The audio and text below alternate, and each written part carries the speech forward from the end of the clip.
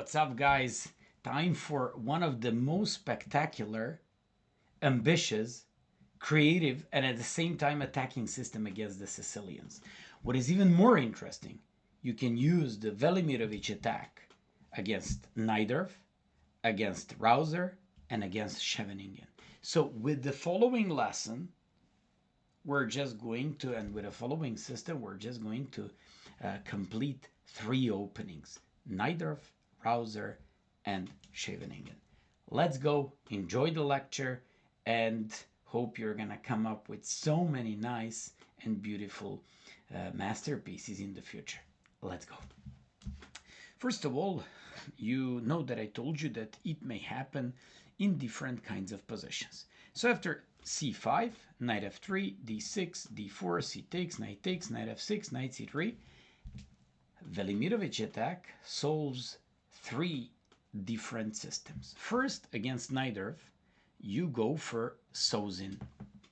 And when you go for Sozin, it can only happen if black goes with the knight on c6.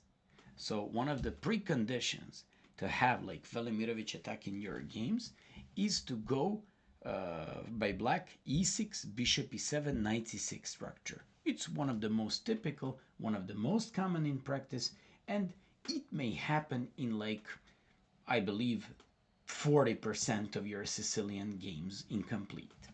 So after like bishop c4, if they go e6 and they have to go e6, you go bishop to e3. And when they play knight c6, I'm insisting, you don't have a Velimirovic attack if they play bishop e7. You don't have it, but you may still have it if after bishop e7 they go bishop e3 and they go knight c6. Da-da-da-da, queen e2. Why it's so important to have your queen on e2? First of all, you prevent knight g4 for the time being. Second thing, you go for long castle, and then you're gonna have some x-rays against the queen here. Same thing happens in either after bishop c4, e6, bishop e3. When they immediately go for knight c6, boom, we go for that famous queen e2. And take a look at the queen on e2. Take a look at the 4 minor pieces. Somebody asked me, does the same type of plan work with the knight on b3, for example, if they include some queen b6 or whatever? No. Your 4 minor pieces have to be like this. Your queen has to be on e2. That's how you reach it against Najdorf. Against e6, you go with bishop c4, and when they go bishop e7, bishop e3, and once they go with knight c6, once again, we have Velimirovic attack with the queen on e2. And finally, if they go for Rauser, you just go with bishop c4. It's very important to learn these order moves, like to be very smooth with these positions and not to make mistakes. So when they play e6, you go with bishop e3. When they go with bishop e7, there we go, queen on e2. And the following position is just going to be one of the most interesting lecture I've ever made.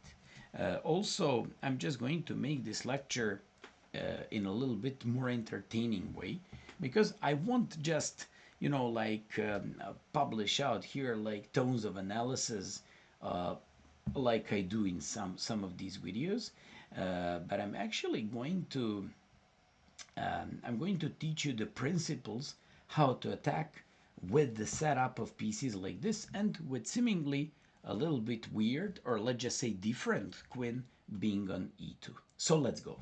After like queen e2 you play, they have to go with short castle, of course. You go with long castles, and now when that happens, now we're just waiting for these guys to do a6, to do queen c7, but some of these guys go with the queen on a5, and this is a very special moment for me, because I don't like to give you so many of my games, but the following one is a beautiful one. I played it like a few days ago. It was played on Lichess. I was white, and I played against some 2500 guy, so he went for the queen on a5. A typical system against Velimirovic attack goes with the pawn on a6 and queen on c7. So obviously my opponent in this game went into this opening either from Rauser or Scheveningen, because a6 hasn't been played yet. When he played queen on a5, and I just have to say that I considered this queen on a5 being a little bit suspicious, I just said, because sometimes knight goes on a5 and goes after the light square bishop, I just said, okay, let me just put my my bishop in safety, and I just want to see how are they going to develop their pieces. My opponent played a6. I said, okay, now we have like kind of neither defense or some sort of shaving in with a queen on a5, and I played king b1. I still want to make sure, and I keep repeating this one to all of you, in situations like this, when you play king b1, and when you play in general, when you play long castle, in 1% of cases you may make mistake when you put a king on b1. In 99% of cases you're gonna be right. But basically, having the king on b1, you're just moving from some checks. For example, when they use plan with knight d7, knight c5, and knight b3. And sometimes it's going to be very important. I'll show you even in this lecture why and when. Then sometimes it's very important to have like the defense of the a2 square. And it could also be important in the moments when they fight against the light square bishop. So all things considered, you just have to know that in these situations, we just have to go with the king on b1, that it's highly safe move, highly, I would say, it's educational thing to tell you that put a king on b1. But from another point of view, it's very important to know that in most of these long side castle positions, it's more than good. So my opponent went for bishop d7. Obviously, he wants to push these pawns on the queen side. He wants to do the attack. Velimirovic attack goes with the g4. Sometimes you place your rook on g1 and go with g4 and g5. Sometimes you go with g4 straight away. I realized in this game that I should go with this one immediately because I wasn't afraid of knight d4. Oops, sorry. I wasn't afraid of knight d4 because I would take by bishop. And when they play e5, I can even go back to e3. And when they take, I can just play f3, and then I'm having an open file, and I have an attack while they committed themselves and made a pretty big hole on d5 and opened up my monster. That I'm just giving you one position. There is also another type of thing where we can play for some kind of other different type of ideas. Anyways, for example, bishop d4, e5. Some of these guys may even tell you even g5 is interesting because when they take, you take. If they take the knight, you take on e6. When they play like this, you just jump like knight e5. It's also interesting. I'm just telling you, you just have these kinds of possibilities. My opponent after g4 played b5. I played g5. And it's very bad for black players if they cannot retreat to d7 once you play g5. My opponent played knight e8, and why is it so bad? First of all, that knight being on d7 can jump on c5, harassing the light square bishop, can go back to e5, can go to b6 and c4 in some positions, while on e8, it's not doing any of these previously mentioned things. And finally, it just got locked, this rook, so it's gonna be locked for the time being as well. Anyways, in Velimirovic attack, once you push g4 and g5, you just go with the queen on h5. I was very happy when I made this move because when I make this one, all of a sudden, one new idea turns out to be very, very effective here. You just want to reroute your rook via g1, g3 to go on h3 and to go after the h7 pawn. My opponent went for b4. And I proudly have to show you here the very first sacrifice in Velimirovic attack. He goes for b4. And there is some sort of, but I'm warning you, I developed this rule. It's not like that. But when they play b4 and when they attack this knight, you pretend like nothing's happening. So here, I just played knight on f5. That's one of the most attractive sacrifices in Velimirovic attack. What's so special about this one? So when you play knight f5, you're just threatening to take that bishop on e7. By taking the bishop, you're just weakening their defending potential. If they ever take on f5, which happened in the game, I'll show you what happens. If he takes the knight on c3, I would have gone with g6. That's what I prepared. So I'm threatening mate. And when my opponent takes, I give check. This is mate. I'm doing some sort of deflection. You gotta take by knight, and then I'm taking the queen. It's a very nice tactical trick. So who would say that when you play knight f5, all of a sudden you have such a nice, deep, and I'd say very profound tactical trick that even many IMs and GMs might blunder in this position. Anyways, he played e takes f5. I just played knight to d5. Now, I'm once again threatening pretty much the same. If he goes with f takes c4, I would just go with g6, threatening mate. And when you take, I once again go with knight d5, knight d7, because when you take, I'm taking the queen. By now, I believe you should be familiar with this one. Of course, if they take, I just give double check, and when they go like this, I just saw this very nice mating pattern with these three pieces. Anyways, I saw these ideas, my opponent saw them as well, and played bishop d8. Then I said, let's go with this one. Now I'm threatening new type of idea typical for Velimirovic attack. I want to break with g6, but I also want to go with bishop rook g3 and rook h3. He took on e4. Of course, I could play g6, but now I don't have those ideas with knight e7. I played g6. Of course, he cannot take like this because of knight e7, and once again, nice mating net with these pieces. So he played h takes g6. I captured. Of course, he can't take because this is checkmate. So my opponent played bishop e6. And last but not least, rook h6, threatening checkmate. And I saw that when he takes, I just want to take queen h6, or I just want to play bishop g5. And when, for example, when he plays like this, he's about to resign in a game like this. A beautiful game. I played this game in Blitz 3 days ago, and actually the previous game forced me to make a video for you because I believe Velimirovic attack is one of the most interesting openings you can use against Sicilian. Just a little bit to tell you about the guy after whom this whole line got its name.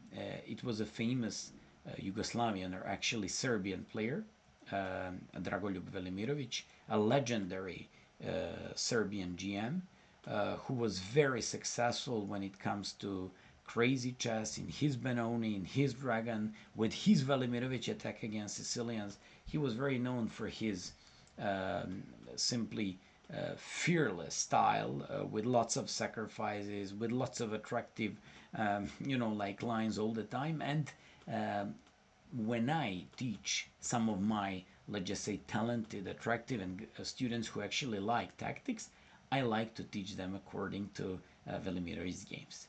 So that was a bit of homage to that guy, and hopefully you're just going to like the following line as well. Now let's go to the main line. When they go for queen c7, we just have to see what are we going to do in this one. We see some problems with the bishop on c4 when the queen is on c7. There are some sort of x-rays, just like they see the x-rays by the rook on d1 for the queen on d8. So they go for queen c7, we go bishop to b3, and they go a6. This is one of the most typical and one of the main Russians say tabia positions in Velimirovic attack. Anyways, here there are so many possibilities. Vishy Anand played in 3 games g4, but I didn't opt for g4 because it involves some knight d4 followed by e5 ideas. I opted for you for pretty much obvious rook h to g1, where we just want to go with g4 and g5. It's very important to have this rook on g1. It's very important to have it here in Velimirovic attack because altogether with the queen on e2 that may go on h5, that rook is sometimes supporting g takes f6 with tempo, but also goes with those ideas rook g3, rook h3, sometimes even with a rook g4. I'll show you everything. So after rook h to g1, obviously you would like to push your pawn up to g5, so they just have to go with the following ideas. They can play b5, the most common thing. They can play knight d7, knight c5, harassing the light square bishop and fighting against that, and fighting also against g4, g5, and knight a5. Let's go first with the knight d7. this knight a5 move we're gonna cover in the 12th move, knight a5 by black. So knight e7. Very nice move, very logical move. Looks like they're just weakening or making pretty much useless idea of g4, g5. And they're just rerouting their knight with d7 to c5, going after the bishop, or just doing some better type of attack on the queen side. Okay, we don't care. We pretend like knight was on f6 when we played g4, so not a big deal. And now we play g5. We're happy when we have pawn on g5, supported by the rook on g1, and the queen on e2 that can go on h5 afterwards. I believe it's time for the first actions. When you play like this, let's say they just go with b5. The main move here is bishop d7, b5, and they can also play knight takes b3. These are all kinds of similar ideas. When they play b5, by the way, I also have to tell you one more thing. Taking on d4 usually helps us in these positions, and I'm going to explain you why. Imagine they take on b3, then take on d4. They can never play 5 because you jump on d5, take the dark square bishop, and play opposite colors bishop, where you have much better chances. Then another, by the way, I'm not sure that they can even play like this, because we can even take on e5 or play simple bishop b6, bishop b6 with a knight on d5, where you're just having like so many nice tactical tricks, knight c7, knight f6 afterwards. And so when you move the queen to e8 or d7, you just have that famous type of idea with the knight f6, because you're just now taking advantage of the pawn on g5 and rook on g1. Anyways, if they don't play e5 and they play b5, now you play that famous queen h5, and I'll explain you how rook on g1, pawn on g5, bishop on d4, and queen on h5 cooperate well together here, and what are they actually doing in these positions. Anyways, let's make it like clear. Knight takes d4 usually helps white, because we take by bishop and bring another piece into the attack. So after b5, we just go with the queen h5. Here I'd like to show you what happens if they, for example, take and play b4. Do you remember my rule? And what did I tell you? What are we supposed to do if they play b4? We should pretend like nothing's happening. So we play this fantastic move, bishop f6. I know that most of you never seen something like this. Obviously, if they take, you will recapture, but they won't take. So let's say they just take on c3. Da-da-da-da, queen h6. So many times, maybe when you worked and when you studied some tactics, maybe you've seen this position and you said, come on, you can't reach this position. Of course you can. Of course you can. And it's not even that difficult. So g5, rook g1, put the bishop on f6 with tempo, and play queen h6. This is a very lovely one, and it works perfectly fine in the practice. Okay, that's, for example, one idea. Then another idea. I've seen so many guys play that e5, you play knight e5, and you just jump f6. Go home, buddy, and see you next time. Then I've seen so many guys play f6, like avoiding bishop f6. But if you do that, I'm going with this, I'm taking, I'm jumping knight e5, and there we go. You can't avoid losing one of these rooks, because after e takes d5, I'll play queen d5. Jula Sachs, famous Hungarian GM, won a game like this. And finally, if they go g6, you threaten checkmate. They go with f6, you take everything and push e5. Here, bringing the knight here, having an attack, playing against the bishop. It's just completely winning. And after rook g1, this is how Grandmaster, we call him GM Todorovic, won his game many years ago. So many attractive, nice, but seemingly not even that difficult tactical ideas. Then another thing, after knight e7, g4, knight c5, g5, is what happens if they don't take on b3. If they just play b5, you play queen h5. And let's say, Maya, you showed us how to play against knight to b3. What if I play b4 without knight takes b3? Then you take on c6 first, very important move. So when they play queen c6, guys, maybe they didn't take on d4 and brought our bishop to d4, but we're gonna do it. And now you say, but Maya, what's the point? What now if they take the knight? I told you, man, queen h6, it's mate. Now you're saying, but wait a sec. He can defend that by e5. No, he cannot, because you played bishop e5. And now you see the point. Why did we take the knight on c6, bringing the queen on c6? Fantastic ideas, and something very, very important to be familiar with. So when you play bishop d4, they just say, you know for that. Let me just go with the bishop e7. And I will show you two things. This is a GM position. I found so many games here by both, played by strong players. And engines here will tell you play rook g4, because engines are so materialistic and they like the material. They go rook g4 to defend this one. Now you're wondering, what the hell is this? Why do they play bishop e7? Guys, they play bishop e7 because now you can't go with the queen h6. Simply, if you go with the queen h6, they will play e5. And now you don't have bishop e5 because now the queen is by bishop defended. So you're not threatening anymore that one. And when they play e5, knight is threatened, bishop is as well, and queen. You're lost. You're lost.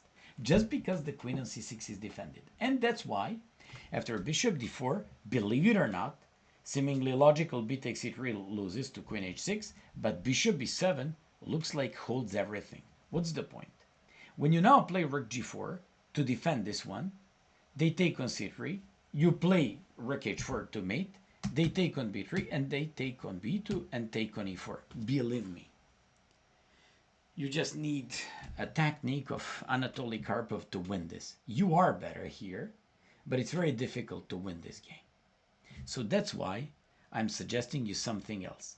Just because they have this amazing bishop that controls and defends everything, I'm suggesting you, instead of rook g4, to go with my more favorite move. It's knight d5. What's so special about this one? I'm threatening now to take on e7 with nothing else but fork. You take on b3, I take on b3. And now, when you take, now I have an easy time going with the rook d3 and going with the rook on h3. So what's the point? The queen can no longer take on e4, and the bishop can no longer take on e4 and defend the pawn on h7. So in practice, I found five tournament games, even by Lenia Dominguez, famous Cuban nowadays, United States player. And after f takes, first rook c8, sorry, threatening mate, c3, b takes, this one rook h3, and they can't stop. Queen h7, bishop g7, g6 ideas, and white simply won all the games, even being down a piece here. So just like you see, all these ideas simply work when you take on c6, and that's why they like to take on the. If they take, they're just bringing our bishop to a better place, and now I want to play bishop f6 followed by queen h6. So you play b4, I'm just gonna go with this. So you take, I'm just going here, sending you home and telling you, buddy, see you next time, learn the lines. So just like you see, that's how we fight against this very nice 97, 95 idea with the ideas that I just presented to you. There is one more interesting plan by black. It's with the bishop on d7. Something similar like in my game with the better queen on c7, because now they have an easier pawn storm on the queen side. Anyways, I play king b1, and I usually explain my students, in order to move away from potential danger on the c file, and more importantly, to avoid knight b3 by black, which could be of crucial importance in some attacks, and it's not going to be with check by black. So what do I mean by that? Let's go. When they play like rook f c8, what can you do? You can just jump in a famous Velimirovic attack style. They take, boom. Now you're opening up. Guys, do you remember when I told you that when they take on b3, imagine they take, you take by rook. Now you're seeing the point. Why do we need king being on b1? Because this is one of the most important reasons why the king on b1 is so important being there. So when they take now, it's my turn, baby. This is not with check. So what do we say? Just Maya taught us to play rook g7, king g7, rook g1, queen h5 with unstable mates.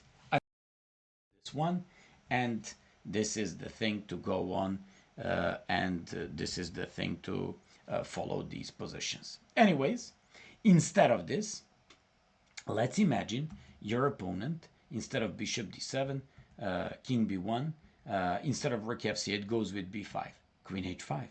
He goes b4, and take a look at the following game. I found that it was played somewhere in the United States. It was, I believe, Golden Gate Open, San Francisco, and some guy, Bustamante, played against William Kennedy. So the guy was played in 1976, so many years ago. Almost, not almost actually, 50 years ago. So the guy played b4, and this guy played rook to g3. You know the one with, when they play like rook b4, you pretend like nothing's happening and just go with a rook g3 and reposition this rook to h3. Knight b3, it's not with check, and that gives us chance to attack. This guy Bustamante played rook h3, threatening mate. Of course, the guy stopped it, and he played knight f5. Typical Velimirovic attack idea. It's not about to bring one more piece into the action, but actually it is, because now you're threatening knight h6, knight here, some lines knight e7. But it's also very important when they take to be able to jump on d5, attacking the queen with tempo.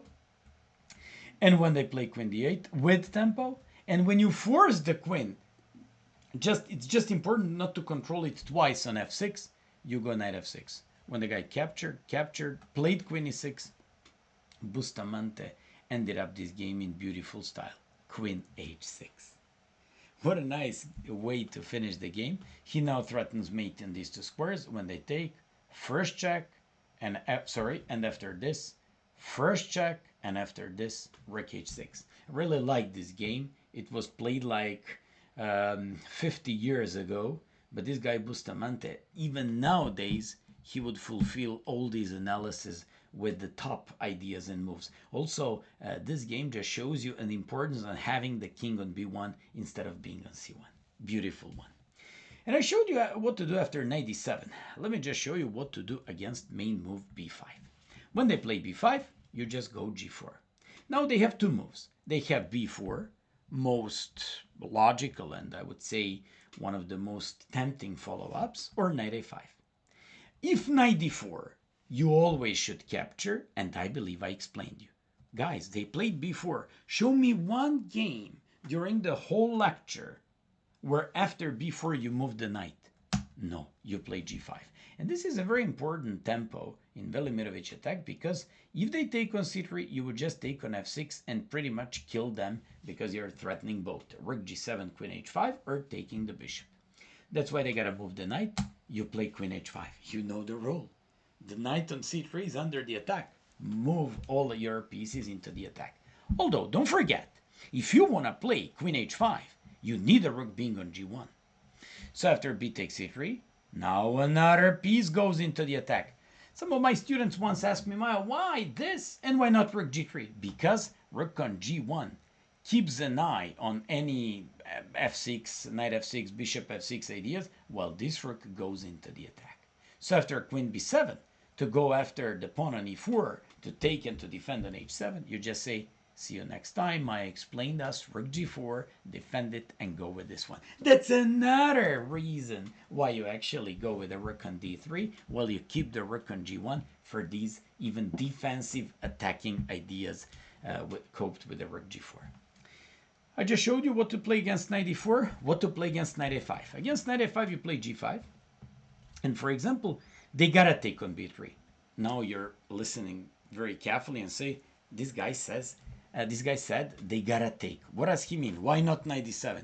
Da-da-da-da, bishop d5. Now I'm saving it. And famous Gert Lichtering guy from Netherlands played a game in Wykanzel, like another 50 years ago game. The guy played like b4. You know the rule. When b4 we don't move the knight, we just sack something. So here it came knight e6, bishop e6, knight e5, played g6, and demolished this guy because h6 doesn't work due to bishop h6. So nice, and that's how he won like 50 years ago. If they move the rook, it's time for another typical sacrifice. Let's go with g6. You take, I go knight e6. You take, I go here. You go here. Let me just go with this one. Now you just think, okay, but I'm playing knight e5. I'm attacking your bishop and rook. Your attack is pretty much done. Nobody. It's my turn. Watch out. Boom. Rook g7. So when you play king g7, rook g1, queen h5, see you next time because you don't have time to take since I'm gonna mate you. You play bishop f6. Okay, but not a big deal. Bishop h6. Queen h6, sorry. Rook g7 and this one, and you're just going to lose the mate or gonna get mated eventually.